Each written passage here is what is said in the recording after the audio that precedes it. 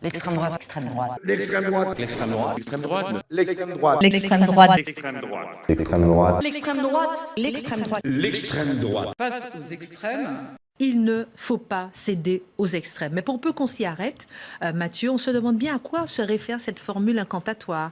Et c'est ce que vous allez explorer un peu pour nous. Qu'est-ce que ça signifie? Alors voilà, il faut toujours décrypter les formules, les slogans répétés par un régime qui donne aux gens l'impression de penser alors qu'ils ne font que perroqueter. L'extrême droite. L'extrême droite. L'extrême droite. L'extrême droite. Ils ne font que répéter ce qui doit être dit pour bien passer en société. Or là, le mot, donc, il faut résister aux extrêmes. Résister aux extrêmes. Alors la question qu'on peut se poser d'abord, c'est extrême par rapport à quoi? C'est quand même la première question. Donc, il y a un extrême par rapport, donc il y a une modération, donc il y a un point central, et là, ensuite, il y a les extrêmes, plus on s'en éloigne. Si on entend par là un extrême qui est le tempérament, vous savez, un tempérament extrême, un tempérament... OK, on comprend sur le plan du tempérament humain, mais c'est pas de ça dont on parle ici, on l'aura compris. On parle pas des types qui escaladent l'Everest ou, qui traversent la toundra à poil. On parle pas exactement... On parle pas de ce type de personnalité-là. Marc, maintenant, vous détaillez. Marc pourrait le faire. Mais non, alors on parle d'extrême par rapport à un noyau idéologique. Alors, quel est ce noyau idéologique qui considère ensuite que tout ce qui s'en éloigne, c'est les extrêmes? C'est ce que j'appelais plutôt le régime diversitaire, mais ce que d'autres appelleraient donc une espèce d'un monde qui, globalement, c'est la mondialisation à tout prix. C'est une certaine conception de l'économie de marché qui doit toujours s'étendre sans cesse. C'est la sacralisation de la diversité, mais la diversité pensée comme le multiculturalisme. C'est une certaine idée du rapport entre les sexes qui pousse à leur déconstruction toujours davantage. Et ça, c'est ce que j'appelle le régime diversitaire. Donc, tout doit être recyclé, repensé, reconstruit dans la matrice de la diversité. Je précise que ce régime prétend avoir le monopole du progrès.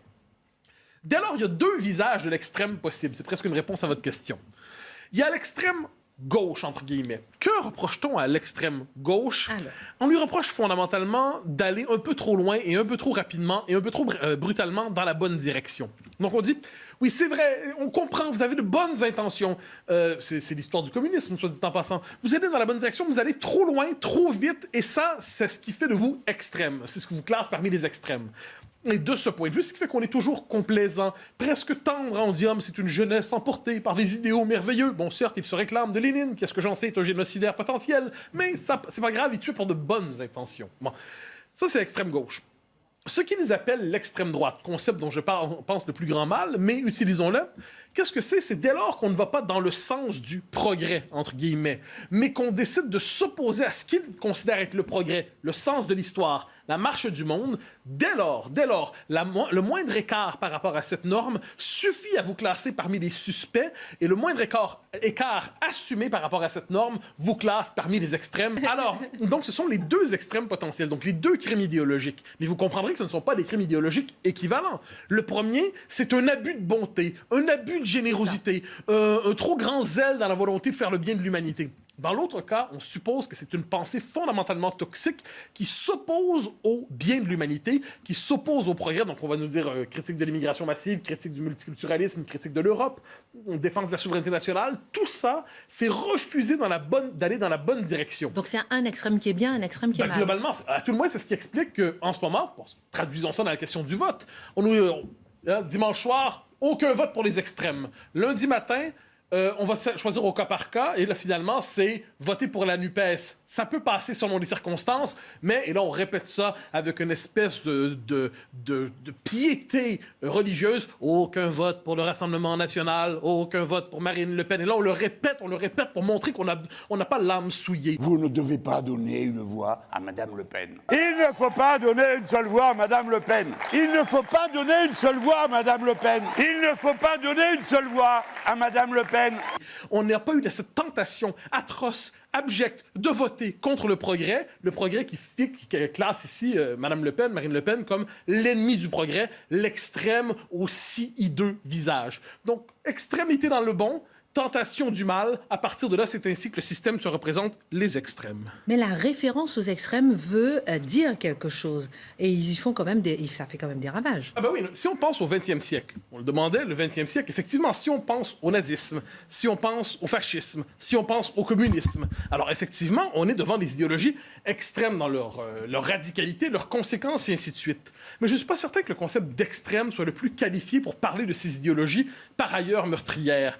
Le communisme a sa logique propre, c'est une logique totalitaire, mais le définir comme les extrêmes, comme dans la même catégorie que le nazisme ou le fascisme, les extrêmes ne permet pas de saisir ce qu'il y a de propre, ce qu'il y a de spécifique dans chacune de ces idéologies totalitaires. À la rigueur, on pourrait parler d'idéologie totalitaire d'ailleurs, mais si on le faisait, on constaterait qu'il n'y a pas tant que ça de tentation totalitaire aujourd'hui dans le paysage politique. Il y en a probablement chez les woke, ça assurément il y en a.